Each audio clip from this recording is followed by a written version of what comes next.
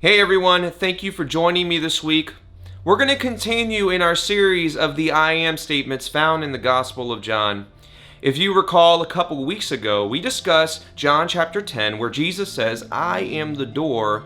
He who enters through me will be saved, and he will go in and out and find pasture. If you continue reading in that passage, you will find the next I am statement. Jesus says, the thief comes only to steal, kill, and destroy. I came that they may have life and have it abundantly. I am the good shepherd. The good shepherd lays down his life for the sheep. He continues on in that passage and talks about a hired hand. When trouble comes, the hired hand flees because the sheep doesn't belong to the hired hand. And a wolf comes and snatches up the sheep. He then says, I am the good shepherd, and I know my own, and my own know me. Now in this passage, you see two contrasting sides. You have the thief and the wolf, which represents the kingdom of the world. Those things only want to kill, steal, and destroy. They're parasitic in their nature. They don't give, they only take. They do not care about the well-being of the sheep.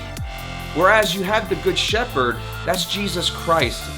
And Jesus Christ died on the cross. He made the ultimate sacrifice to give life, not to take it. Now in our lives, we are the sheep and we have two voices to listen to.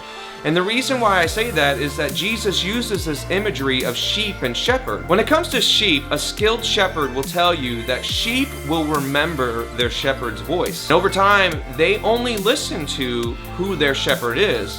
They recognize the vocal inflections and the gestures that their shepherd makes. And this correlates to us as sheep. We have the kingdom of the world calling to us, and we have the kingdom of God and Jesus calling to us. And we have two voices. When we surrendered our lives to Christ, we begin to recognize his voice. The more we develop our relationship with him, we begin to understand what he desires for us. We know what the Spirit is leading us towards, and we also know what the voice of the world is. Now we have two choices to make.